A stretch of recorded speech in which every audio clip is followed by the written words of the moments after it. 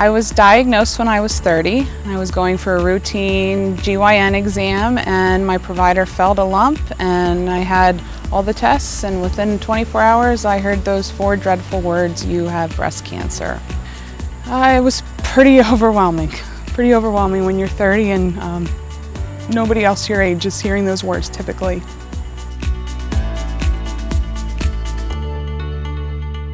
Well, the Trot, the name, the event, how we got associated with the coalition, none of it was my idea, so that's the funny part.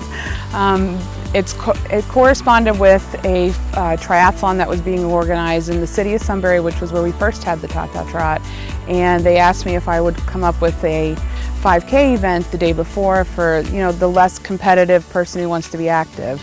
And the gentleman that approached me said, "You can give the money to whatever you want." And as I stood there with no hair on my head and probably no eyebrows at that point because I was going through treatment, the Trot was born, he named it.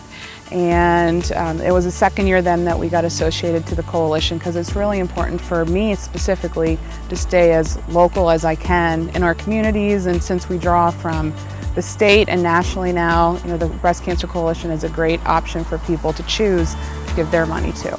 For 10 solid minutes, we have a sea of anywhere between 2,500 to 3,000 people walking down this street. And from, the head of organizing this event, you work all year long to see that moment. And it's just breathtaking because you know that with all the negative in this world, that at that one moment in time, there are 2,500 to 3,000 people all stepping in unison, walking down the road, hoping to find a cure for breast cancer.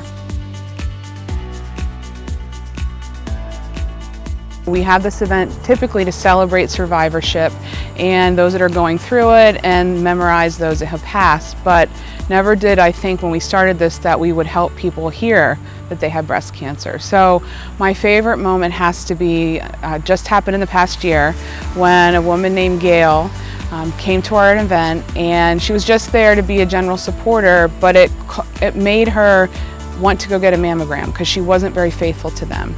And after that mammogram, she found out she had breast cancer, and she has been through her treatment this year. She had her team this year at the Trot called Gail's Droop Troop, and she's very advocate for the Trot and is joining our committee next year. So that has to be my favorite moment, that in some way I think we help save a life.